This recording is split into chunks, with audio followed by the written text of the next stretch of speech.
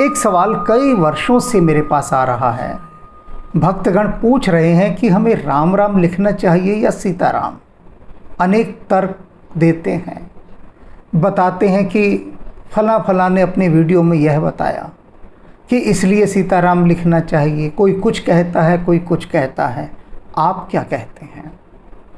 मैं मौन रहता हूँ। मैं बरसों तक मौन रहा, इस विषय पर कुछ नहीं बोला। लेकिन जब देखा कि इससे संबंधित प्रश्नों की इतनी भीड़ इकट्ठी हो गई है कि भक्त अपना ध्यान नहीं कर पा रहे हैं, साधना नहीं कर पा रहे, भक्ति नहीं कर पा रहे, द्वंद्व में फंसे पड़े हैं, तो जब ऐसे ट्रैफिक जैम में कोई फंस जाए तो फिर कर्तव्य बनता है यातायात पुलिस का कि वह ट्रैफिक क्लियर करे। और वही काम हनुमान जी ने सौंपा हुआ है। बहुत लोग फंसे हुए हैं इसके अंदर, क्या करें, दुविधा में फंसे हुए हैं। तो आज इन सभी के प्रश्नों के प्रतिनिधि के रूप में मैंने एक प्रश्न उठाया है। उन्होंने अपनी वॉइस रिकॉर्डिंग भेजी है और कहा है कि आप इस वॉइस रिकॉर्डिंग को अपने चैनल पर दिखाएं। अब अनेक भक्त परेशान हो जाते हैं कि कहीं मैं उनकी वॉइस रिकॉर्डिंग ना अपने चैनल पर डाल दूं। तो पहली बात समझ लीजिए कि जो भक्त चाहता है, जिसकी इच्छा होती है, उससे पूछकर अनुमति लेकर ही हम यहाँ पर उसकी आवाज़ को देते हैं, ऐसे नहीं देते। उसकी इच्छा होती है, वो चाहता है, मुझे कोई फ़र्क नहीं पड़ता, आप दीजिए। वह कहता है कि मैं चाहता हूँ कि मेरे इस आवाज़ के माध्यम से लोग जाने कि मन में यह संदेह भी होता है, यह समस्या भी होती है। और बाकी सब लोगों को व्यक्तिगत रूप से हम उत्तर देने का प्रयास करते हैं या फिर उनके प्रश्नों को इकट्ठा होने देते हैं और वैसे ही प्रश्न आने पर उनके उत्तर दे दिए जाते हैं। वैसे तो रामचरितमानस में सारे प्रश्नों के उत्तर हैं, विनय पत्रिका में सारे प्रश्नों के उत्तर हैं, कबीर साहब की जो वाणी है उनमें सभी प्रश्नों के उत्तर हैं। उत्तरों की कमी नहीं है, खोजने वालों की कमी है। अब लोग सोचते हैं कि रामचरितमानस की 550 एपिसोड कौन खोजे अपना उत्तर, तो सीधा डायरेक्ट उत्तर ही मिले। तो पहले ये प्रश्न सुनिए। गुरु जी, आपके चरणों में मेरी राम राम। मैं प्रयागराज से विजया जी बोल रही हूँ। गुरु जी, मेरा प्रश्न यह है कि मैं राम राम लिखती हूँ, मगर किसी ने मुझे बताया, लोगों ने मुझे बताया कि मैं राम राम न लिखकर सीताराम लिखूं। तो गुरुजी, मैं दुविधा में फंसी हूँ कि राम राम लिखा जाए या सीताराम लिखा जाए। अब मैंने सीताराम लिखना शुरू कर दिया है और अंतरात्मा से मैं राम राम सीताराम ही जपती रहती हूँ। और मैं जय जय राम कृष्ण हरि सीताराम, ओम नमः शिवाय सब कुछ करमाला में जपती हूँ और मन में भी जपती हूँ। तो गुरु जी, आप मेरे समस्या का समाधान करिए कि मैं राम राम लिखूं या सीताराम लिखूं। कुछ लोगों ने मुझे बताया कि सीताराम लिखने से तुम अब अकेली नहीं रहोगी। गुरु जी, अब आप मेरे प्रश्न का उत्तर दीजिए। मेरे लिए तो बहुत बड़ा प्रश्न है, लेकिन आपके लिए तो बहुत छोटा सा प्रश्न है। आप मेरी समस्या का समाधान कीजिए। गुरु जी, आपके चरणों में मेरी राम राम। मैं अपने उत्तर का इंतजार करूंगी। गुरुदेव चरणों में सादर प्रणाम। आपने बताया कि आप प्रयागराज से विजया जी बोल रही हैं और आपने यह भी कहा कि ये जो प्रश्न है ये हो सकता है मेरे लिए बहुत छोटा हो, लेकिन आपके लिए तो बहुत बड़ा है। आपने कैसे मान लिया कि यह प्रश्न मेरे लिए छोटा है? आपका प्रश्न सुनने के बाद तो मुझे बहुत बड़ा होमवर्क करना पड़ा। आपके प्रश्न का पूरा उत्तर दे सकूं, इसके लिए मुझे इतने पॉइंट्स नोट करने पड़े। बड़ी मेहनत करवाई है आपने और आप कहती हैं कि मेरे लिए ये प्रश्न छोटा होगा ना। राम का प्रश्न भला छोटा हो सकता है क्या? क्यों छोटा नहीं हो सकता? क्योंकि राम इतने विराट हैं कि विराट शब्द भी उनके लिए छोटा है, अनंत है। और उस अनंत को मुझे सीमित करके कहना कितनी बड़ी समस्या है मेरे लिए। मेरी चुनौती को तो आपने देखा ही नहीं, समझा ही नहीं, और मुझे पूरी बात को समग्र रूप में समझाना भी है। इतनी सारी बातें एक साथ, तभी तो ये जो वर्षों से लोग प्रश्न पूछ रहे हैं मुझसे, वे कह रहे हैं हम आपसे सुनना चाहते हैं। क्यों सुनना चाहते हैं? कोई तो कारण होगा ना। तो उस कारण को सभी जानते हैं, पर मैं यहाँ आपके प्रश्न का उत्तर देने से पहले आपके द्वारा कही गई कुछ बातों पर चर्चा करना चाहूँगा। उत्तर बाद में दूंगा, क्योंकि ये चर्चाएं करना भी बहुत आवश्यक है। आपने कहा किसी ने आपको बताया, फिर आप कहते हैं किसी लोगों ने बताया। चलो खैर कोई भी हो, क्या बताया? कि आप राम का नाम ना लिखा करें। तो पहले तो बताइए, आपको यह किसने बताया कि राम का नाम लिखा कीजिए? यह भी किसी लोगों ने बताया होगा, क्योंकि हम अपने हिसाब से तो चलते नहीं हैं। हमारी ज़िंदगियां तो दूसरों के हिसाब से चलती हैं। दूसरे हमारा हिसाब किताब बिठाते हैं, उनके हाथ में हमारा रिमोट कंट्रोल है। वे कहते हैं अरे तुम ये क्यों लिख रहे हो, ये लिखो। तो पहले आप कुछ भी नहीं लिखती होंगी, पर फिर किसी लोगों ने, वो किसी लोग जो होते हैं, किन्हीं लोगों ने आपसे कह दिया होगा कि राम राम लिखा कीजिए, और आपने राम राम लिखना शुरू कर दिया। फिर कुछ दूसरे लोग मिले होंगे, उन्होंने देखा होगा कि अरे ये विजया जी तो राम राम लिख रही हैं, ज़रा हटाओ इनको राम राम से, थोड़े मज़े लेते हैं इनसे। मज़े किस रूप में? उनको जो जितनी समझ थी, या कुछ भटकाने का काम जो उन्होंने करवाना था। उन्होंने कहा कि आप सीताराम लिखा करें। फिर आप कहती हैं आप दुविधा में फंस गई कि राम राम लिखा जाए या सीताराम लिखा जाए, और फिर आपने सीताराम लिखना शुरू कर दिया। तो फिर आपकी दुविधा कहाँ रही? आप पहले कह रही हैं कि आप दुविधा में फंस गई कि राम राम लिखूं या सीताराम लिखूं। ये दुविधा तो तब रहती कि आप कहती कि मैंने दोनों को ही लिखना छोड़ दिया, क्योंकि मैं दुविधा में फंसी हुई हूँ। अब आप बताइए मैं क्या लिखूं, राम राम लिखूं या सीताराम लिखूं? दुविधा तो आपकी रही नहीं, दुविधा तो आपने खुद ही समाप्त कर ली।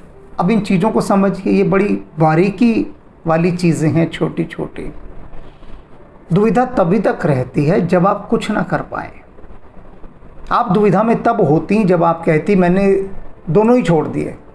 कोई मुझे कहता है राम राम लिखो, कोई कहता है सीताराम। तो मुझे लगा अरे मैं तो फंस गई, क्या करूं? तो चलो मैंने पूछा ईशान महेश से, बताएंगे वे, और जब तक नहीं बताते तब तक मैं कुछ नहीं लिखती। राम जी आप भी बैठो, सीताराम जी आप भी बैठिए, दोनों बैठिए, उत्तर आने दो, फिर शुरू करूंगी, फिर निर्णय लूँगी। वह तो आपने लिया ही नहीं, निर्णय तो खुद ही ले लिया है। सीताराम लिखना शुरू कर दिया तो दुविधा तो समाप्त हो गई। तो इतना तो तय है, अब आप दुविधा में नहीं रही। बाकी जो रहे हैं उनकी दुविधा दूर करूंगा, आपकी नहीं, क्योंकि आपने तो निर्णय ले लिया। अब सवाल ये कि आप कह रही कि कुछ लोगों ने आपसे कहा, कि नहीं लोगों ने, कौन हैं ये लोग? उन लोगों को मेरे सामने लाइए। अनेक भक्त कहते हैं कि हमसे कुछ लोगों ने कहा ऐसा नहीं ऐसा करो। तो मैं कहता हूँ जरा लेकर आओ वो कौन से लोग हैं, कुछ लोग जो आपसे ऐसा कहते हैं। आज तक कोई भी मुझे उन कुछ लोगों को ला नहीं सका, न कभी ला सकेगा, क्योंकि कुछ लोग हवाओं में तैरते हैं। मनुष्य का मन कैसा है, कहीं से कुछ भी कैसा भी सुन लेगा ना तो बस भटक जाता है। जिस अपनी राह पर चल रहा है उस राह को छोड़कर भटक जाता है। अब ये राम राम लिख रही थी, अब बीच के अंदर आकर कोई वायरस डाल गया कि सीताराम लिखो। अब कहने सुनने में तो बड़ा अच्छा लगता है। कुछ भक्तों ने जो इन बातों को बताया, उन्होंने बताया कि बहुत सारे लोगों के वीडियो डले हुए हैं इस बारे में, कि जो कहते हैं सीताराम इसलिए लिखना चाहिए क्योंकि हमारी परंपरा में नारी को पहला स्थान देते हैं, गौरी शंकर बोलते हैं, पार्वती शिव बोलते हैं, सीताराम बोलते हैं। इस तरह से बहुत सारे उदाहरण दिए। तो पहले स्त्री का नाम आए तभी बात पूरी बनती है, तो सीताराम बोलना चाहिए। इस तरह की बातें उन्होंने बताई कि लोगों ने ये कहा तो हमने सीताराम लिखना शुरू कर दिया। अभी जैसे इन्होंने कहा कि यही तथाकथित कुछ लोग इनसे कहते हैं कि सीताराम लिखोगी तो अकेली नहीं पढ़ोगी। अब अकेली नहीं पढ़ोगी का क्या मतलब है? इसका मतलब ये है कि तुम सदा सुहागिन रहोगी, इसलिए सीताराम लिखो, एक डर बिठा दिया। अब ये राम राम लिखेंगी तो उन्हें लगेगा कि ले भाई ये राम राम लिखने से तो मामला गड़बड़ हो रहा है, क्योंकि पति पर संकट आ जाएगा। वो लोग कहकर गए हैं, ये जो माया के प्रतिनिधि हैं जो घूम रहे हैं लोगों को भटकाते हुए, वे कहकर गए हैं सीताराम लिखो नहीं तो अकेली नहीं पढ़ोगी, वरना अकेली पड़ जाओगी। तो एक बात याद रखें, यहाँ प्रत्येक जीवात्मा अकेली है, कोई किसी के साथ नहीं है। यहाँ ये बात ध्यान में रख लीजिए, ये वहम है कि कोई साथ है। प्रत्येक जीवात्मा की अकेली और स्वतंत्र यात्रा है। यहाँ कोई किसी के लिए उत्तरदायी नहीं है, सभी अपने अपने लिए जिम्मेदार हैं। तो ये जो अकेली पढ़ने वाली बात है ना, इसे तो आप अपने जहन से निकाल दीजिए। हालांकि निकलेगी नहीं, फिर भी मैं कह रहा हूँ निकाल दीजिए, कोशिश कीजिए। जो कहते हैं कि आप अकेली पड़ जाएंगी, ऐसा कुछ नहीं है। अच्छा, अब बात आती है आपके राम राम और सीताराम को लेकर। मुझे किसी भी प्रकार की कोई आपत्ति नहीं कि कोई कहे कि हम सीताराम लिख रहे हैं या राम राम लिख रहे हैं, क्योंकि तुलसीदास जी ने कह दिया जाकी रही भावना जैसी। यहाँ आके तो सारी बातें समाप्त हो जाती हैं, पहली बात। अब बात करें यदि तत्व की, तो फिर हम इस बात को लेकर आगे चलते हैं। मैंने जिन जिन महायोगियों के श्री चरणों में बैठकर साधना की, उन महायोगियों से मैंने आरंभ में एक बार पूछा कि इस तरह से कुछ का मत है कि राम का नाम लिखना चाहिए बारंबार, या सीताराम लिखना चाहिए, कुछ भी मतलब लिखना चाहिए जिसमें ज़्यादातर लोग राम राम लिखते हैं, तो इस पर आप कुछ प्रकाश डालिए। मैंने ये नहीं कहा कि मैं लिखना चाहता हूँ कि जैसे कुछ लोग कहते हैं राम राम लिखो। मुझे बहुत सारे लोगों ने कहा राम राम लिखा कर, तो मैंने कहा कहते रहो, अब तो बिल्कुल ही नहीं लिखूंगा। तुम कह रहे हो तो क्यों लिखूं भाई? तुम कह रहे हो राम राम लिखो तो मैं इसलिए राम राम लिखूं, कारण बताओ क्यों लिखूं? तो लोग कहते थे अरे भगवान का नाम है लिखो, इसलिए लिखो। मैंने कहा अच्छा तुम लिखते हो? बोले हाँ लिखते हैं। तो मैंने कहा मेरे नाम का भी लिख दिया करो, लिखते हो तो। मैंने कहा ये क्या हुआ कि तुम राम राम लिखा करो? अरे कोई मुझे बताओ तो सही मैं क्यों लिखूं? तो जो आरंभिक स्थिति थी उसमें सवाल होते थे इस तरह के। तो मैंने उनसे ये नहीं कहा कि मैं लिखना चाहता हूँ, तो मैंने कहा क्या राम राम लिखना चाहिए? तो उन्होंने कहा कि तुम क्यों लिखना चाहते हो ये बताओ राम राम? क्या सारी दुनिया काफ़ी नहीं है राम राम लिखने के लिए? तुम्हें आवश्यकता क्या है राम राम लिखने की? क्या हो जाएगा लिखकर राम राम, बताओ मुझे। मैंने कहा मुझे नहीं पता क्या हो जाएगा, पर लोग लिखते हैं, लोगों ने कहा तो इसलिए मैंने आपसे पूछा। अब उन्होंने मुझे समझाया कि वास्तव में ये जो राम का नाम लिखने के पीछे कॉन्सेप्ट क्या है, यानी परिकल्पना क्या है, क्यों राम का नाम लिखा जाना आरंभ हुआ, क्या कारण था। अब इस कारण की गहराई में जाइए। सबसे पहले तो मैं प्राचीन काल में थोड़ा लेकर चलता हूँ। जब शिक्षा इतनी अधिक नहीं थी, लोग पढ़े लिखे होते नहीं थे, तो भूल चूक से कोई पढ़ना लिखना ज़रा सा सीखना भी चाहे तो बाकी दबाव इतने सारे होते थे कि उसको सीखने नहीं दिया जाता था। अब भक्ति तो हर एक कोई करना चाहता है, और अनपढ़ थे। तो किसी ने कहा कि भाई मुझे सिर्फ राम का नाम ही लिखना सिखा दो, क्योंकि सभी राम राम बोलते थे। गांव में जाओ तो कहीं जाओ, सुबह निकल रहे हैं दातुन करते गांव में, सब एक दूसरे को कहते जा रहे हैं राम राम राम राम। तो सर्वत्र राम राम था।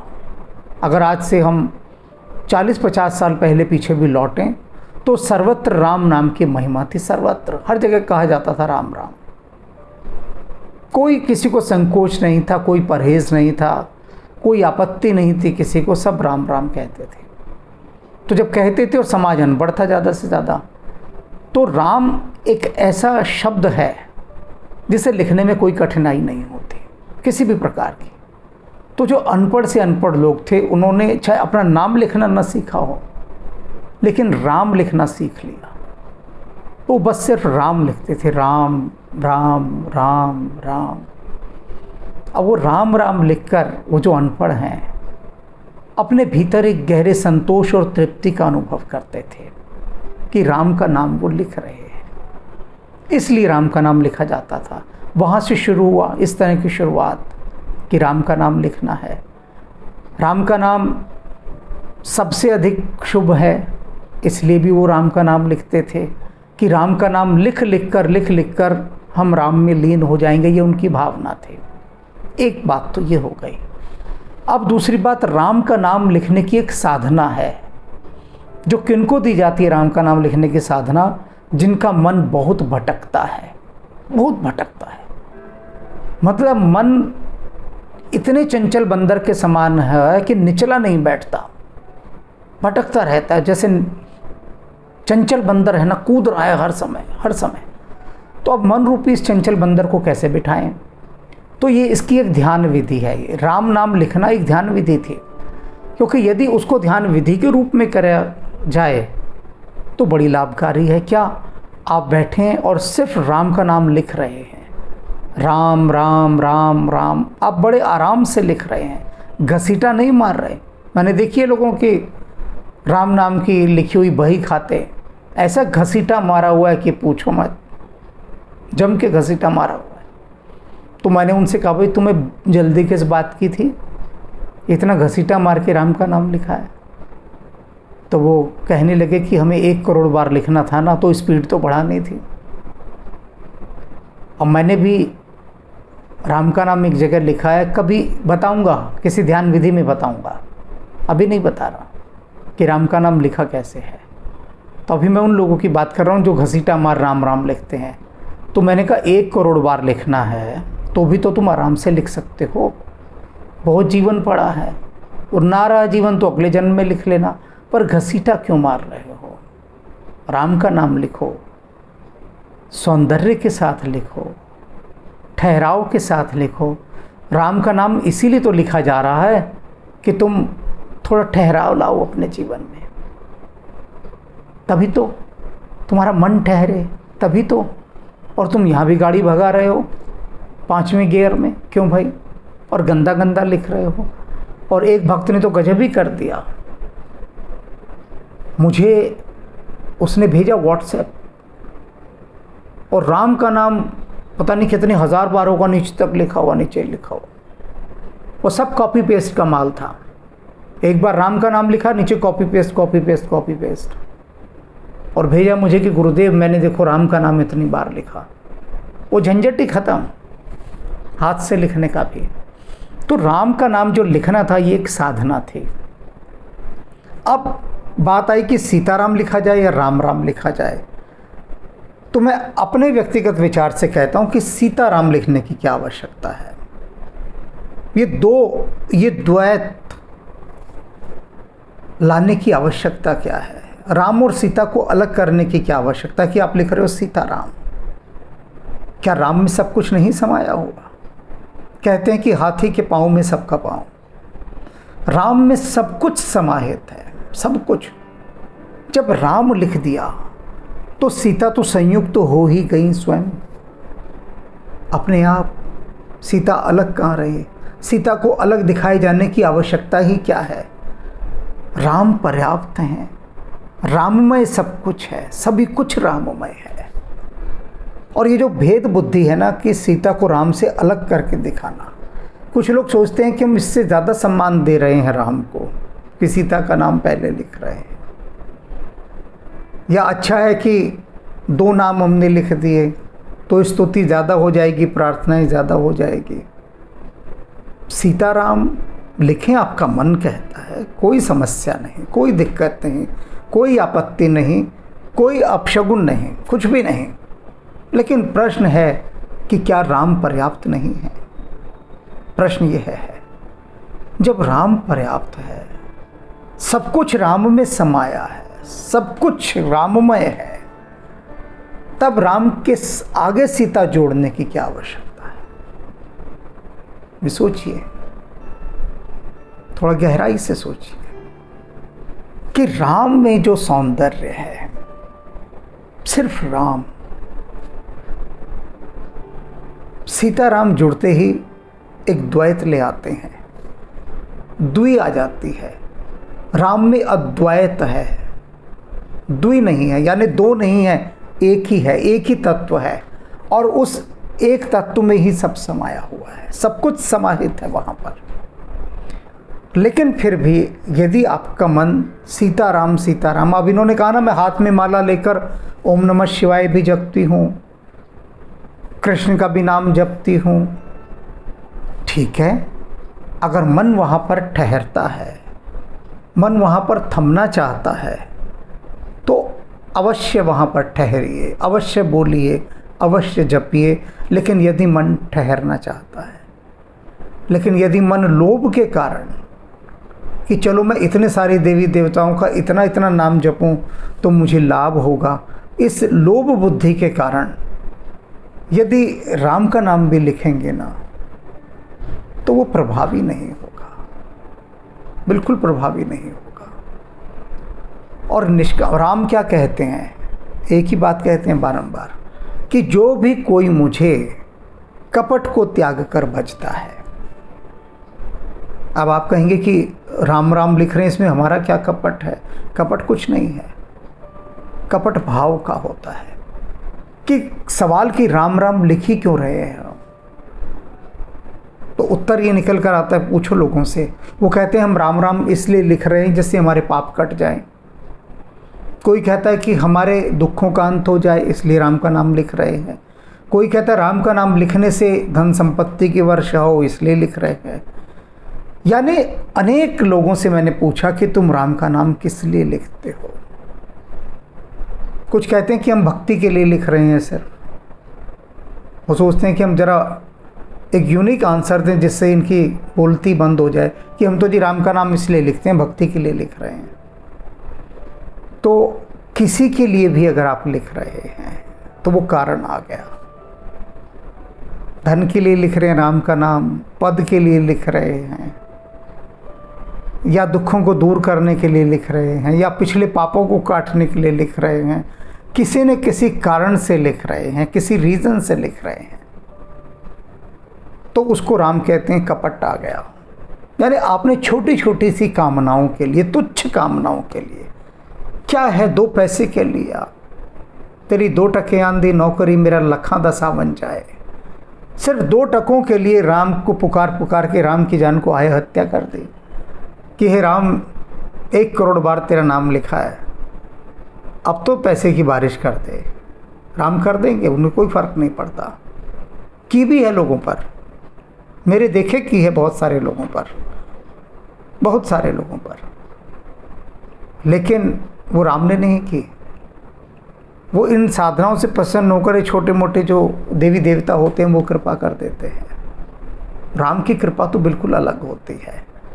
अब राम का नाम अगर कोई लिख रहा है और यदि वह निष्काम प्रेम के अंतर्गत लिख रहा है कि सिर्फ राममय होने के लिए लिख रहा है, कि राम का नाम लिखने में उसके आनंद की वृद्धि हो रही है इसलिए लिख रहा है। अब कोई व्यक्ति नाचता है, राम के नाम के भीतर मस्ती आ गई, कोई नाचने लगा, कोई गाने लगा, कोई ध्यान में लीन हो गया, अनेक अनेक प्रकार से राम की मस्ती अपने आप को अभिव्यक्त करती है। अनेक प्रकार से भिन्न मुद्राएं हैं, भिन्न भिन्न मुद्राएं हैं, भिन्न भिन्न कलाएं हैं जो अपने आप को अभिव्यक्त करती हैं। सभी राम को ही अभिव्यक्त कर रही हैं, सभी संसार की सभी कलाएं, सारे। लेकिन अगर कोई कहता है कि राम का नाम लिखने में मेरे भीतर आनंद की वर्षा होती है, मेरा मन आनंदित हो जाता है लिखकर, उसे कुछ नहीं चाहिए, धन नहीं चाहिए, पद नहीं चाहिए, यश नहीं चाहिए, कोई मुक्ति नहीं चाहिए, कुछ चाहिए ही नहीं, बिना कुछ चाहिए यदि वह राम का नाम लिख लेता है या बोल लेता है या अबोला रह जाता है, बोलता भी नहीं, मौन रह जाता है, तो राम नाम की सार्थकता है। राम नाम का पूजन हो गया, बस हो गया। और ये राम राम और सीताराम, इस विवाद में यदि आप पड़े रहेंगे तो भक्ति तो आपसे होगी ही नहीं, कतई नहीं होगी भक्ति। निष्काम प्रेम को तो भूल ही जाइए। लोग क्या कह रहे हैं इसको छोड़ दीजिए। आपका हृदय क्या कह रहा है, आपका मन क्या कह रहा है। आपका मन यदि सीताराम पर जुड़ा हुआ है, आपका मन यदि पूरे राम दरबार पर जुड़ा हुआ है, तो पूरे राम दरबार का नाम लिखते जाइए। और राम जी तो अनेक स्थानों पर स्वयं कहते हैं कि अगर कोई मेरा नाम लेगा, लिखेगा, मेरा पूजन करेगा, करते रहो, मैं परवाह ही नहीं करता किसी की। ये राम साफ कहते। मुझ तक पहुंचना है ना, तो या तो भरत जी को प्रसन्न कर दो या हनुमान जी को, बस दो ही जने। भरत जी के लिए राम का हृदय ऐसे धड़कता था, ऐसे धड़कता था, क्या बताएं कैसे धड़कता था। और हनुमान के लिए तो कहते हैं कि जो पूजन हनुमान को अर्पित कर दिया वो सब मुझे ही मिलना है, क्योंकि हनुमान जी तो बांधे गठरे और ले जाके धर देंगे राम जी के पास। राम जी ये इतना सब आज कमा के लाया हूँ मैं, ये कमाई है, इतने भक्तों ने ये मुझे ये दिया है, सब राम के चरणों में अर्पित कर देंगे, सब ले जाके। और ये मत समझिएगा कि हनुमान जी सोना चांदी हीरे मोती, सोने चांदी के छत्र, ये बड़ी बड़ी लंगोट जो आप चढ़ाएंगे वो सब राम जी को अर्पित कर देंगे ना। ये तो वहीं धरी की धरी रह जाएंगी, कुछ नहीं अर्पित करने वाले हनुमान जी। हनुमान जी सिर्फ भाव ले जाकर वहाँ चढ़ाएंगे राम जी पर। जो भाव आप उनको अर्पित करेंगे वो उसमें से उसका पहले फिल्टर करेंगे सारे भावों को। पूरा वहाँ पर एक प्लांट लगा हुआ है बहुत बड़ा हनुमान जी के पास, हर चीज़ फिल्टर होके जाती है राम जी के पास। सारी छानबीन कर लेंगे कि किसके भाव शुद्ध हैं, और जिसके भाव शुद्ध होंगे उसके ले जाकर राम जी के चरणों में रख देंगे कि राम जी ये, और रख भी क्या देंगे, वो अपने आप ऑटोमेटिक सिस्टम में सब पहुंच जाता है। तो जो कामनाओं से जुड़े भाव हैं वो वहीं के वहीं धरे रह जाते हैं। अकाम भाव, निष्काम भाव, निष्कपट भाव, निश्चल प्रेम, वे भाव ले जाकर हनुमान जी जो हैं राम जी को दे देते हैं। और भरत जी को तो कोई जानता ही नहीं, भरत जी से क्या लेना देना किसी को। किसी ने भूल कर भी कभी भरत जी का नाम नहीं लिया होगा। अभी जब हमारा ये आध्यात्मिक उपन्यास भरत की साधना आया, या कुछ एपिसोडों में जो राम जी ने भरत जी के लिए कहा, उसको सुनकर लोगों ने हमारा वो आध्यात्मिक उपन्यास पढ़ा, भरत की साधना। और भरत की साधना पढ़ने के बाद इतना रोए, इतना रोए, इतना रोए। कौन रोया? वो जन्म जन्मों का उनका प्यासा जीव रोया, वो प्यासी जीवात्मा रोई कि अरे ये भरत जी हमसे कैसे छूट गए, कैसे छूट गए। हनुमान जी तो पकड़ में आ गए, ये भरत जी छूट गए।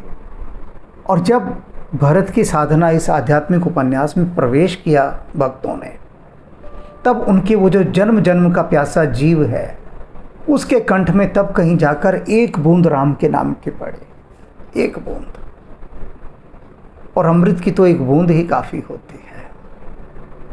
वे कहते हैं, अनेक भक्तों ने मुझसे कहा कि यदि हम भरत की साधना आध्यात्मिक उपन्यास नहीं पढ़ते तो हमारा ये जन्म तो व्यर्थ गया ही गया था। अब से पहले के तो सारे गए ही गए, ये जन्म भी व्यर्थ गया था। तो आप सोचिए कितनी बड़ी बात उन्होंने कही है कि बड़ी कृपा है राम जी की, हनुमान जी की बड़ी कृपा कि उन्होंने ये आध्यात्मिक उपन्यास हमें पढ़ने के लिए दिया, हमारे रास्ते ऐसे खोले कि हम यहाँ तक पहुँच पाएँ।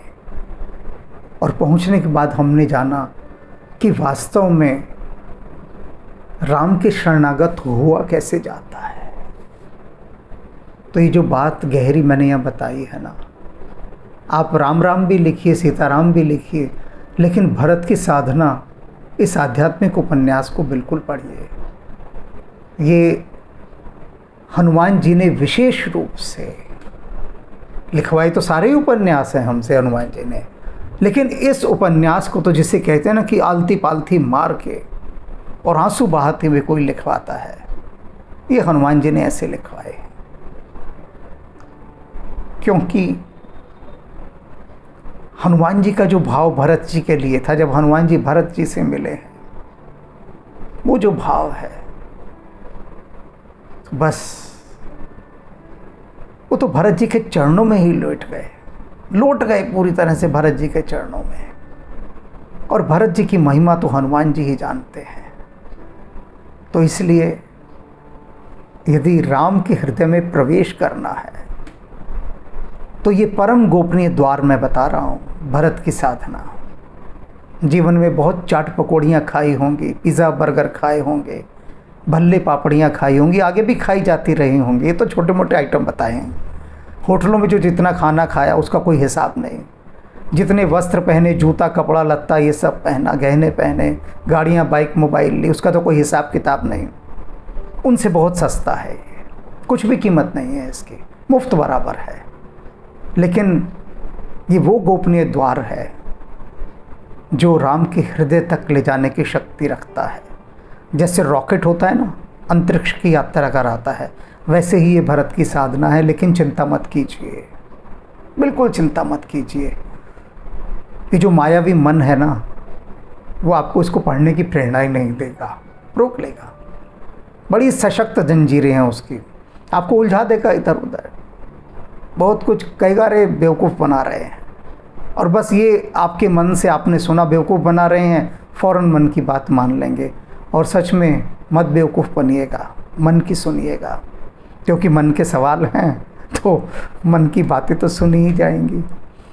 तो भरत की साधना के साथ राम तक पहुंचने का गोपनीय द्वार आपके सामने रख दिया है। राम राम लिखते हुए पहुंचिए या सीताराम लिखते हुए पूछिए, जैसे मर्जी पहुंचिए। आपकी स्वतंत्रता, आपकी इच्छा, आपकी भावना। राम राम।